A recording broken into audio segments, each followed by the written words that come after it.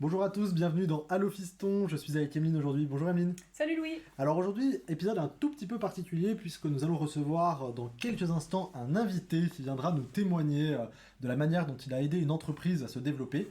Mais avant ça, je souhaiterais vous inviter toutes et tous à vous rendre dès maintenant sur www.allofiston.fr, le nouveau site internet de Allo Fiston qui vient de sortir.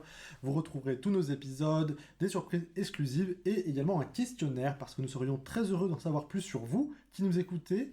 Donc voilà, vous pouvez aller faire ça tout de suite ou après l'écoute du podcast. Bon alors Emeline, qu'est-ce qu'on reçoit aujourd'hui ? Alors épisode un peu spécial parce qu'on reçoit un fiston, comme nous, qui a aidé sa maman à lancer son business de réflexologie plantaire. Bonjour Jérémy, peux-tu un peu décrire ce que tu as fait pour ta maman brièvement et on reviendra dans les détails plus tard. Bonjour Louis et Emeline et merci de me recevoir déjà. Merci à toi. Et tout simplement, j'ai aidé ma maman à lancer son entreprise en ligne et faire en sorte qu'elle puisse avoir des rendez-vous via son site. Alors ta maman, est-ce qu'elle avait déjà eu des connaissances dans l'entrepreneuriat, dans le digital ? Pas du tout. Voilà. Et en 6 mois, vous avez réussi à la mettre sur pied et elle peut vivre aujourd'hui de son business. Et vous aussi qui nous écoutez, vous allez voir qu'il y a des étapes très simples, cruciales à ne pas louper. Et si vous les suivez dans l'ordre, il n'y a aucune raison pour que dans 6 mois, vous n'en soyez pas à ce même point, que vous puissiez vivre de votre activité. Première étape, Jérémy, tu as voulu créer une vitrine propre avec un objectif, c'est-à-dire tu as commencé en fait par le site internet. Ouais, tout simplement. Du coup, création du logo, création de la charte graphique, donc sélection des couleurs, et ensuite création du site internet et sélection du nom de domaine. Alors, tu as fait beaucoup de choses d'un coup, création du logo, de la charte graphique, tout ça, c'est des choses que tu as fait toi, que tu as sous-traité à un cabinet, que tu as fait en ligne sur des sites comme vous tapez générateur de logos, ce genre de choses. Ça se fait bien. Qu'est-ce que vous avez fait ? Ouais, il y a deux options. Donc nous, on a opté pour la version agence de graphisme, mais ça coûte un peu plus cher. Est-ce que tu as une fourchette pour nos auditeurs ou pas ? Là, je crois que c'était 1200, je crois. Tout inclus. Charte graphique, logo, tout ça. Très bien.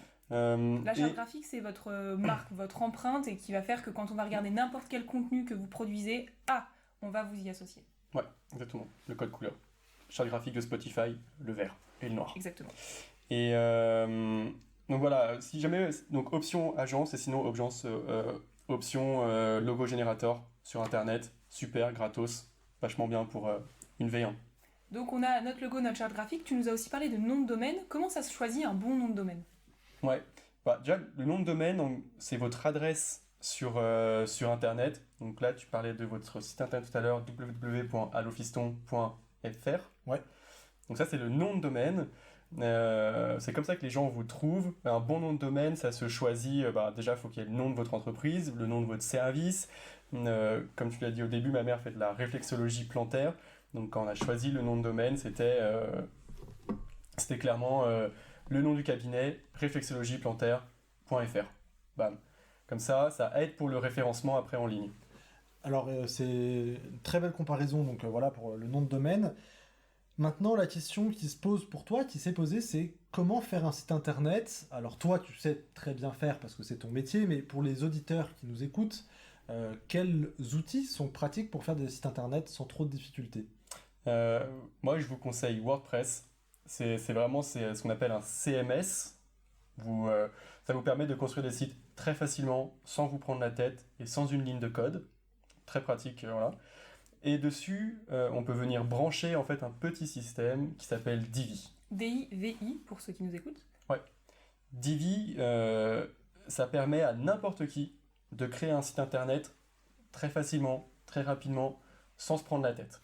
Alors, encore une fois, tous les liens seront dans les descriptions de l'épisode, que ce soit pour WordPress, pour Divi et tous les autres éléments qu'on pourrait être amenés à mentionner, vous retrouverez dans la description. Mais ce qui est très intéressant, c'est que Divi, nous, on ne jure que par ça, parce que, par exemple, le site Allo Fiston a été créé sur Divi. Pour quelqu'un qui s'y connaît, Louis, ça t'a pris 3 heures environ ? 3-4 heures, ouais. Mais pour quelqu'un qui découvre, on va dire, en une journée, vous pouvez vous familiariser avec l'outil, c'est très très simple. Il y a des glissés, déposés, il y a énormément de documentation aussi sur Internet. Vous allez voir, en une journée, vous avez votre site qui est prêt et vous pouvez envoyer ça à toute votre famille, en fait. Ouais. Et petit bonus, il y a des templates préfaits. Donc Voilà. en gros, C'est si des vous modèles voulez de pas vous page. prendre la tête, vous prenez... Ah oui, excusez-moi.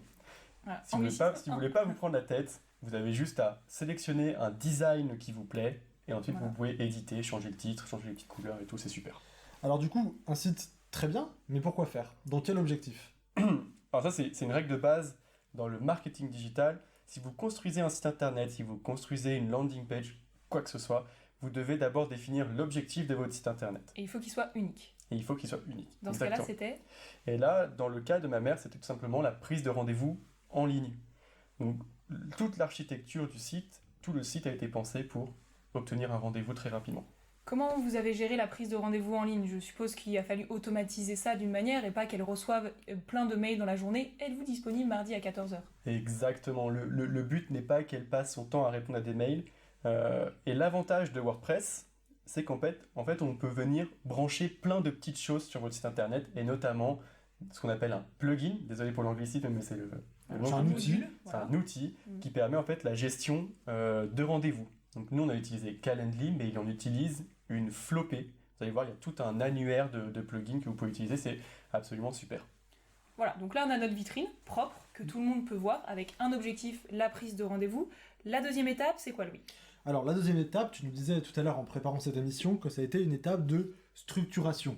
Mais alors structuration, qu'est-ce que ça veut dire concrètement dans le cas de ta maman et son cabinet de réflexologie plantaire, Jérémy? Ouais, on est dans un podcast de marketing digital, donc le but c'était de digitaliser une entreprise, faire en sorte que ce soit simple. Moi j'ai toujours eu cette image du médecin qui a des millions de classeurs sur son bureau avec plein de feuilles de partout. Tu sens que c'est pas organisé, tu sens qu'il s'est perdu et tout, et je voulais vraiment éviter ça. Donc du coup on lui a créé tout un environnement sur internet, notamment sur ce qu'on appelle le Drive. Alors le Drive, Emeline, peut-être pour... Alors c'est Google Drive, tout simplement, c'est une bibliothèque en ligne et ça vous permet en fait d'accéder à vos fichiers de partout, de n'importe quel ordinateur, et c'est hyper pratique. Imaginez que vous avez un ordinateur de bureau à la maison, un ordinateur portable quand vous vous déplacez. Vous n'avez pas envie forcément de traîner un disque dur, et si un jour, moi ça m'est arrivé, vous renversez du thé sur votre ordinateur, vos documents sont à l'abri. Et c'est parfait quand vous commencez aussi à avoir des collaborateurs parce que vous pouvez modifier ces documents de manière très très fluide sans vous envoyer 1000 emails. Donc il y a eu Google Drive, il y a eu quoi d'autre? Comment tu as fait par exemple? Moi je pense à comment pour la comptabilité, est-ce qu'elle a dû externaliser ça avec un prestataire, avec un comptable? Est-ce qu'elle a voulu faire ça elle-même? Est-ce que tu lui as créé des Excel? Comment ça a marché? On a fait en sorte que toute la compta soit gérée en ligne dans son Drive, qu'elle puisse avoir accès à tous ses chiffres très rapidement. S'il y a le moindre problème, en 3 clics, elle a accès à tout ça. Et on a aussi mis en place un autre système, notamment pour les cartes de crédit. On a utilisé l'entreprise qui s'appelle SumUp et qui permet en fait d'avoir un terminal de paiement par carte de crédit très rapidement. Alors en fait pour les auditeurs qui nous écoutent, peut-être que vous avez déjà vu, c'est en fait des petits boîtiers blancs qui, tu m'arrêtes Jérémy, sont reliés à un téléphone portable. Et ça coûte pas très cher, je crois, Jérémy. Ouais, c'est super comme entreprise. Donc, vous achetez le boîtier pour seulement 19 €. Et ensuite, l'entreprise prend 1,50% de chacune de vos transactions. Mais honnêtement, comparé à l'argent que vous générez en fait à côté avec des nouveaux clients, c'est tout bénef. Et c'est extrêmement rapide à mettre en place. Tout le monde peut l'utiliser. Il suffit juste d'avoir une connexion internet, la 4G ou quoi que ce soit. Et un smartphone. Et un smartphone, évidemment. Donc un gros avantage en fait pour tous les maraîchers par exemple qui nous écoutent, ou les personnes qui sont pas forcément équipées de terminal de paiement électronique des banques, hein, les gros boîtiers que vous connaissez au restaurant. Qui coûtent une fortune d'ailleurs. Qui coûtent une fortune, exactement. Ce genre d'outil est très pratique et on le recommande parce que le paiement en carte de crédit, c'est quelque chose qui va continuer de se démocratiser. Le nombre de fois où je suis allé au supermarché plutôt qu'au marché, en fait, simplement, honte à moi, hein, mais c'est parce que j'avais pas de cash, j'avais que la carte de crédit, donc voilà. Et puis, pour revenir sur la compta, ça gère votre compta derrière. Donc en fait, vous avez vos chiffres fiables. Et ça, c'est hyper important. Et je reviens juste sur un des fondamentaux du marketing, qui est l'expérience de votre client. J'étais au coiffeur à midi. Le gars ne m'a pas dit qu'il prenait pas la carte de crédit, parce qu'il savait que sinon j'allais aller ailleurs. Donc du coup, ça c'est quelque chose que j'apprends à la fin. Et du coup, je pars sur une mauvaise note. Je dois aller chercher un distributeur, je dois revenir, etc. Non. Il faut que ce soit, sans usure. Voilà. Simple, fluide. Donc là c'est parfait, nous avons notre vitrine, notre activité est structurée, on sait comment les gens peuvent, comment on peut recevoir de l'argent, surtout comment on ne perd pas la donnée, parce qu'un chèque, vous savez plus qui vous l'a donné, il faut rentrer ça dans un tableau, SumUp, voilà. Il faut être carré. Voilà, il faut être carré. Donc là on est prêt, tout simplement, qu'est-ce qui nous manque? Du public. Ouais. Comment on fait? Du public, là on est sur une activité qui est très locale, ça brasse pas beaucoup de volume, on va dire. Donc on a commencé très simple. Flyers au bon endroit et beaucoup de bouche à oreille. Ah, parler de mon activité, etc. Petite ristourne, ce qu'on appelle en marketing, on appelle ça le referral. Je sais qu'il ne faut pas parler anglais, mais faire en sorte que C'est ok. Le parrainage. faire en sorte que vos clients vous en ramènent d'autres. Et là, je m'arrête tout de suite. Ce qui est très drôle, c'est que vous n'avez pas, au bout de 6 mois d'activité, vous n'avez toujours pas fait de publicité sur Internet. Vous avez utilisé des moyens un peu de l'ancien monde, comme on dirait, comme le bouche à oreille ou les flyers. Donc, c'est possible. Et deux, voilà, la publicité, ça n'est pas le passage obligé. Et surtout, si vous en faites, derrière, il va falloir que vous soyez carré. Il va falloir que votre site soit optimisé, que vous puissiez prendre des réservations en ligne, que vous puissiez gérer l'afflux en fait de clients que votre site va apporter, avec notamment une comptabilité automatisée. Donc la publicité, vous voyez que ça n'est pas la première étape. Ouais, clairement, quand on est sur un local business, comme on dit, la publicité, ça peut coûter très cher. Il faut vraiment savoir ce qu'on fait. Et puis, le bouche à oreille, c'est un levier marketing sur lequel aujourd'hui des grosses boîtes se basent. Et ils vont se baser de plus en plus parce qu'en fait, quand on parle de votre entreprise en bouche à oreille, si on en parle de manière positive, ça a un impact qui n'est même pas mesurable en fait. Exactement. Alors en plus du bouche à oreille, tu nous parlais tout à l'heure d'un autre outil qui t'avait bien servi pour un business assez géolocalisé, tu nous parlais de Google My Business. Ouais, tout à fait. Google My Business, bon, ça, c'est une base, c'est pour faire en sorte qu'on vous trouve sur Internet. Si les gens tapent réflexologie Haute-Savoie, il fallait absolument qu'ils trouvent le cabinet de ma mère. Et donc pour ça, vous avez déjà fait un épisode dédié, il me semble, à Google My Business. Il fallait trouver les infos, le site internet, les horaires d'ouverture. N'oubliez jamais les horaires d'ouverture sur votre business physique, c'est extrêmement important. Qu'on puisse les contacter par mail, etc. Alors effectivement, on a fait un épisode qui s'appelle les 5 outils du digital qui parlent de Google My Business. Et pour ceux qui voudraient un rapide aperçu de ce que c'est concrètement, Google My Business, c'est quand vous êtes sur Google Maps et que vous tapez restaurant à Lyon, tous les restaurants qui apparaissent sont des restaurants qui sont via Google My Business. Voilà, pour vous donner un exemple. Bon, du coup là c'est bon, vous commencez à attirer du monde. Comment faire pour en attirer plus? Et en fait, c'est quoi l'étape quand le business commence à se monter? Et bien en fait, vous allez, tu en parlais tout à l'heure, vous allez vous différencier par votre offre. Parce qu'au fur et à mesure, ta maman, elle a eu des clients. Ouais, en fait, je t'ai lancé et puis ça a pas... C'est pas grave. Alors, en fait, voilà, parce qu'on a préparé cet épisode avant. En fait, l'étape 4, c'est se différencier par son offre. Donc, elle commence à avoir ses premiers retours clients et elle sent, en fait, autour d'elle, elle ouvre ses oreilles, elle se dit, mais en fait, ces gens attendent quelque chose et elle travaille beaucoup avec des enfants et elle travaille aussi en musicothérapie, tu me disais. Ouais. En fait, on a été assez surpris parce que quand elle m'a dit oui, on va lancer mon cabinet, etc. En fait, juste, j'ai tapé sur Google réflexologie et là, j'ai vu vraiment 10 résultats dans la région. Pourtant, on est vraiment sur un truc très local. Donc, comment est-ce qu'on va tirer son épingle du jeu face à tous ces concurrents qui sont déjà installés, etc. Et en fait, j'avais repéré déjà plusieurs éléments. Des noms de domaine à la Mort-Moelle-Neu, du mort zen thérapie plantaire, etc. On n'est pas en Thaïlande, on n'est pas au Tibet, là on est dans la santé, on fait quelque chose de sérieux. Donc déjà moi je l'ai dit, notre angle d'attaque c'est la santé c'est carré, voilà, on part pas dans le Bouddha.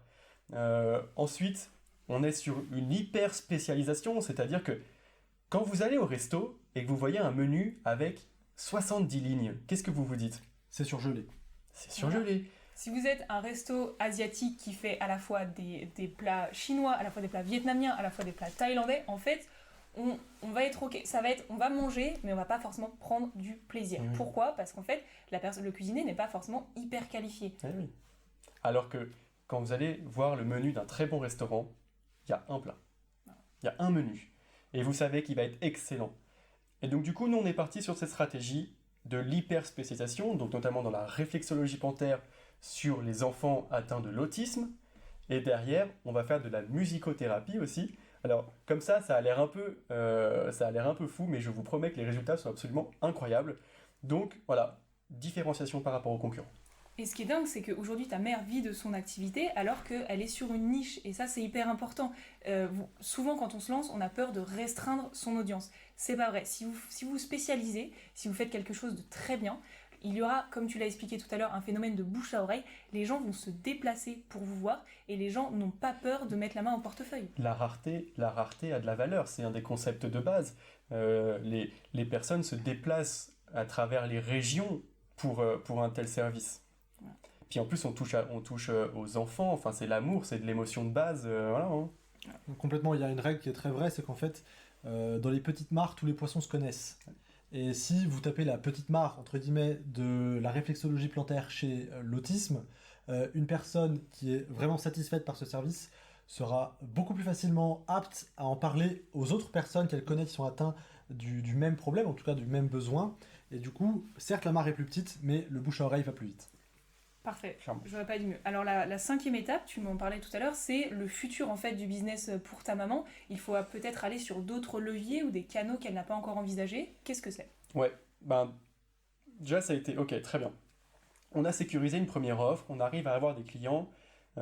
Maintenant, comment est-ce qu'on essaye aussi d'aller sur d'autres segments, sur d'autres marchés, essayons d'aller voir autre chose. Haute-Savoie, c'est une région qui est très sportive. On a remarqué que la pratique du trail commençait un peu à exploser, donc on s'est dit, ok, très bien, comment est-ce qu'on peut essayer de se caler là-dessus ? Donc on a créé des offres vraiment spécialement pour le trail, etc. Ça, c'est une étude de marché très simple que vous pouvez faire soit juste en observant, en écoutant, regardez, lisez, ou alors vous pouvez utiliser aussi, si jamais vous faites des entreprises à plus grosse échelle, il y a un outil qui est super et qui est très simple à utiliser, qui s'appelle Google Trend, qui vous permet en fait d'analyser une tendance. Est-ce que les gens tapent le mot-clé sur Google, etc. C'est un outil très simple et extrêmement pratique. Donc on a une diversification par l'offre, mais aussi peut-être par les leviers. Moi je sais que ce qui m'a sauvé la vie dans le domaine de la santé, c'est Doctolib, tout simplement parce que c'est quelque chose de très fluide. Je n'ai plus besoin d'appeler. Et pour quelqu'un qui a une peur maladive du téléphone, comme tous les moins de 25 ans ici, c'est génial. Donc peut-être que pour ta mère, Doctolib, ça pourrait être un très bon levier. Moi je pense à Annuaire Thérapeute aussi. Il ne faut pas oublier que dans votre niche, dans votre secteur d'activité, il y a des annuaires, des gens qui recensent tous les gens comme vous. Et ça, il faut s'en servir. En fait, ça me fait beaucoup penser aux petits business qui refusent des partenariats. Ouais, mais il va gratter ma marge, etc. Oui, mais combien de clients ça va t'apporter ? Voilà. Il ne faut pas oublier qu'on est là pour délivrer de la valeur aux gens. Doctolib, c'est quelque chose d'incroyable pour un médecin, pour un cabinet dans la santé, c'est incroyable. Pour se faire connaître, en fait, il n'y a pas 36 000 solutions. Doctolib est un très bon exemple de ça. C'est aussi vrai dans les plateformes de livraison de nourriture. Une rapide parenthèse, hein. Moi qui ai beaucoup travaillé dans ce domaine, j'entends bien les arguments des restaurateurs qui ne souhaitent pas travailler avec ces plateformes. C'est souvent des arguments qui tiennent la route, mais la réalité, c'est qu'en fait, des restaurants dans les centres-villes, il y en a déjà des centaines, des milliers parfois. Si le concept n'est pas profondément novateur ou la cuisine n'est pas complètement révolutionnaire et meilleure, les plateformes de livraison peuvent apporter une vraie visibilité qui est intéressante. Et puis c'est un classique, c'est adapt or die. Désolé encore de l'anglicisme, mais c'est une base. Adaptez-vous ou mourrez. Si tous vos concurrents, par exemple, je pense que tu penses à des plateformes de livraison comme Deliveroo, Foodora, Uber Eats, si tous vos concurrents utilisent ça, mais pas vous, il y a un moment, vous allez perdre de la part de marché. Mais encore une fois, ça ne doit pas vous faire peur parce que si vous faites très bien votre travail, les gens reviendront, toujours. Il y aura du lien qui se crée et ils ne passeront plus forcément par ces plateformes Exactement. Pour vous voir. Donc n'ayez pas peur, c'est juste là pour en fait mettre le pied à l'étrier. Louis, je pense qu'on atteint à peu près le récapitulatif. On a une bonne image du business de la mère de Jérémy. Est-ce que tu peux me rappeler, du coup, on a 5 étapes pour lancer son business ? Ouais, alors très rapidement, la première étape, c'est d'abord faire un site, parce que c'est la vitrine un peu obligatoire pour tout le monde sur Internet. Il faut que ce site ait un objectif précis. Si vous êtes dans la santé ou dans beaucoup d'autres domaines, c'est très souvent la prise de rendez-vous. C'est ce que Jérémy a fait avec sa maman. Ensuite, une fois la vitrine créée, on est passé à la deuxième étape qui était la structuration de l'activité. L'idée, c'est juste de faire en sorte que tout soit facile, accessible, qu'on ne perde pas de temps dans la comptabilité, aller chercher des papiers, des documents. On a utilisé donc pour ça un outil très pratique qui s'appelle Google Drive et également pour la comptabilité, le système de paiement SumUp, un petit boîtier pour payer en carte de crédit facilement sans trop de frais. Une fois que les bases étaient là, il a fallu passer à la grosse vitesse, entre guillemets, et donc là, il fallait ramener du public. Pour ça, Jérémy nous a dit qu'il utilisait beaucoup le flyer. très géolocalisé, le flyer n'est pas encore mort, et également Google My Business pour être présent dans les résultats de recherche, notamment sur Maps et sur Google. Et puis, en se basant sur l'expérience de ce qui se faisait, en fait, sur les clients qui venaient au cabinet, Jérémy et sa maman se sont aperçus qu'il y avait une niche qui marchait très bien, qui était celle des enfants autistes, enfin des enfants de l'autisme en général. Donc ça a été une belle spécialisation là-dedans, qui donne de la crédibilité, qui va pousser aussi à avoir des clients qui reviennent. Et puis, nous avons terminé par un peu la phase de croissance, de décollage, et donc pour ça, deux principaux événements qui sont l'utilisation de plateformes comme Doctolib ou Annuaire Thérapeutique pour se faire référencer, pour se faire connaître, et puis le développement de nouvelles gammes de produits, entre guillemets, et également, du coup, on va dire un peu le créneau des sportifs pour avoir une offre plus étendue. Bah, merci pour ce récap, Louis. Jérémy, je me tourne vers toi. Est-ce que tu aurais un mot de la fin? Là, aujourd'hui, il y a un entrepreneur qui nous écoute, peut-être même plusieurs, et il n'a pas de fiston sous la main, il n'a pas de spécialiste du marketing digital, il a juste ce podcast. C'est quoi le conseil, l'unique conseil que tu donneras à cette personne? Je pense que c'est pour les entrepreneurs, mais pour les entreprises en général aussi. Concentrez-vous sur ce que vous savez faire, sur vos skills, sur vos compétences premières. L'environnement que vous allez construire autour doit vous faciliter la vie, pas vous la compliquer. Donc, la compta, la gestion des documents, la gestion des rendez-vous, tout doit être simple. Vous n'êtes pas comptable, vous n'êtes pas marketeur, vous êtes un entrepreneur, vous avez un cœur de business avec des compétences clés. Concentrez-vous sur ça et le reste suivra. Exactement. Jérémy, peut-être juste, peux-tu nous rappeler, pour s'il y a des auditeurs qui sont intéressés, le site de ta maman et le nom pour qu'on puisse le trouver facilement? Ouais, je vous encourage à taper juste Réflexologie Plantaire Haute-Savoie. Voilà, parce que un travail bien fait. C'est tout, et écoutez, merci beaucoup Jérémy d'être là pour ce podcast, merci beaucoup Louis. Avec plaisir. Et puis à la semaine prochaine, Louis. À bientôt. À bientôt.